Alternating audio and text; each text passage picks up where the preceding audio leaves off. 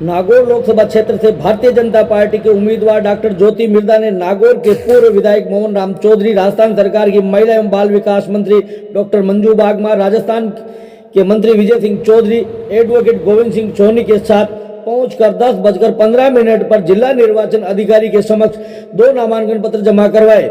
इसी प्रकार अभिनव राजस्थान पार्टी के संयोजक डॉक्टर अशोक चौधरी ने भी अपने समर्थकों के साथ जिला निर्वाचन अधिकारी कार्यालय में पहुंचकर अपना नामांकन दर्ज कराया। भारतीय जनता पार्टी के नागौर लोकसभा के उम्मीदवार डॉक्टर ज्योति मिर्धा ने पशुपति मैदान में नामांकन सभा का आयोजन किया, जिसमें राजस्थान सरकार के मुख्यमंत्री भजनलाल शर्मा सहित प्रदेश के अनेक मंत्री एवं विधायकों ने भी संबोधित किया। आज लोकसभा निर्वाचन क्षेत्र नागौर के नाम निर्देशन पत्र भरने का जो लास्ट बट वन डे था, कल इसका अंतिम दिवस है। आज हमारे पास कुल 3 फॉर्म प्राप्त हुए, जिसमें 2 फॉर्म भारतीय जनता पार्टी के प्रत्याशी के तौर पे श्रीमती ज्योति मिर्धा जी ने भरे और 1 फॉर्म अभिनव राजस्थान राजनीतिक दल से श्री अशोक ने आज फॉर्म भरा। कुल 3 फॉर्म आज प्राप्त हुए और कल अंतिम दिन है। उसके बाद जितने भी फॉर्म प्राप्त होते हैं उसके बारे में पूरी व्यवस्थित जानकारी दे सकते हैं। के लिए इस जिले में जो निर्वाचन जिला है नागौर विधानसभा जो कि मेड़ता और डेगाना है, वो राजसमंद पार्लियामेंट्री कॉन्स्टिट्यूंसी में आती है।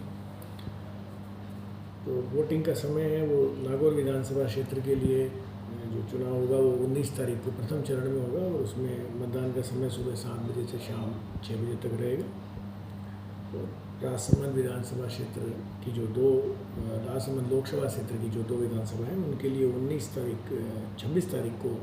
अप्रैल को मतदान होगा और यही समय रहेगा उसमें भी 7 बजे से लेकर शाम 6 बजे तक। सभी मतदान केंद्रों पर, जो कि कुल मतदान केंद्रों की संख्या यहाँ 2552 है पूरे नागौर निर्वाचन जिले में, जिसमें औसत मतदाता 1056 मतदान केंद्र हैं। सभी मतदान केंद्रों पर जो मिनिमम सुविधाएं होती है वो सभी व्यवस्थित कराई गई हैं, जिसमें पीने का पानी, टॉयलेट्स, बिजली और जो रैंप है उसकी व्यवस्था रहेगी। उसके अतिरिक्त हमने निर्देशित किया है और इसको इंश्योर भी कर रहे हैं कि हर एक मतदान केंद्र पे व्हील चेयर की भी व्यवस्था रहे, ताकि कोई पीडब्ल्यूडी मतदाता आए तो उसे जाने में असुविधा ना हो। इसके साथ साथ छाया की प्रॉपर व्यवस्था और कुछ चेयर्स भी वहाँ रखवाने की व्यवस्था करवा रहे हैं, जैसे कि मतदाता यदि कोई क्यू में रहे, वेट करना पड़े तो वो वहाँ पे रेस्ट कर सकें या वहाँ पे बैठ के वेट कर सकें। इंक्लूसिव वोटिंग, इंक्लूसिव पार्टिसिपेशन, मतलब सभी लोगों का मतदान के इस कार्य में, इस लोकतंत्र के महापर्व में योगदान रहे, उनकी भागीदारी रहे, इसके लिए प्रत्येक विधानसभा में 8 मतदान केंद्र ऐसे रखे गए हैं जहाँ पे सारी कार्मिक महिलाएं होगी और 1 मतदान केंद्र ऐसा रखा गया है जो पीडब्ल्यूडी कार्मिकों के द्वारा संचालित होगा और 8 मतदान केंद्र युवा जो कर्मचारी होंगे उनके द्वारा भी इसको संचालित करवाने जा रहे हैं। होम वोटिंग का जो कार्य है, जो कि लोकसभा चुनाव में पहली बार होने जा रहा है, गत विधानसभा चुनाव में हमने इसका अनुभव लिया है। इसके लिए जो नागौर लोकसभा क्षेत्र है, इसके लिए जो पहला चरण होगा पार्टियों का घर घर जाके वोटिंग कराने का, वो चरण है 5 अप्रैल से 13 अप्रैल और इसका दूसरा चरण 15 और 16 अप्रैल को होगा। इसी प्रकार जो लोकसभा क्षेत्र राजसमंद है उसके लिए 14 से 21 अप्रैल तक ये कार्रवाई होगी, जिसमें प्रथम चरण में होम वोटिंग का कार्य कराया जाएगा और 23 और 24 इसका सेकेंड चरण रहेगा। इसके साथ ही हमने ट्रेनिंग्स के अधिकांश जो प्रोविज़न थे उसके अनुसार मतदाताओं, मतदान दलों की, चाहे माइक्रो ऑब्जर्वर्स की, वीडियोग्राफर्स की, इनकी ट्रेनिंग्स हमने करवाई है और जो बची हुई ट्रेनिंग्स है, चाहे सेक्टर ऑफिसर हैं उनकी भी ट्रेनिंग हो चुकी है और जो ट्रेनिंग्स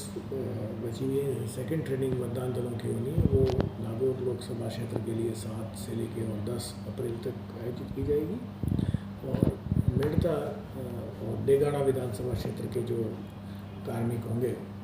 जिनकी ड्यूटी राजसमंद लोकसभा क्षेत्र के लिए रहेगी, उनकी ट्रेनिंग, सेकंड ट्रेनिंग हम 14 और 15 अप्रैल को करवाने जा रहे हैं। इसके अतिरिक्त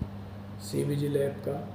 सुविधा पोर्टल और सक्षम पोर्टल, इनका भी हम बराबर प्रचार प्रसार कर रहे हैं, सभी लोगों को बता रहे हैं। किसी भी जिले पे कोई भी व्यक्ति यदि कोई आचार संहिता का उल्लंघन या कोई जानकारी में बात आती है तो उस लोकेशन से ही वो फ़ोटो खींच के भेज सकता है। सुविधा पोर्टल के माध्यम से हमारे पास अनुमति के लिए आवेदन प्राप्त होने लगे हैं और